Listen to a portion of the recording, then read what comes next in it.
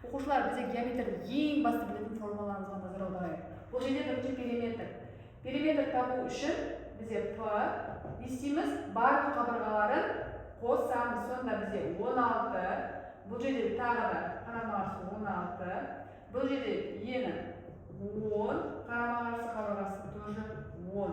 Енді тапқан кезде бәрі неше болады? 32.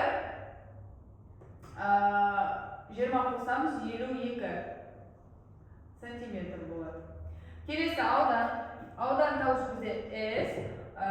Екі қабырғасын істейміз, көбейтеміз. 16 көбейту 10.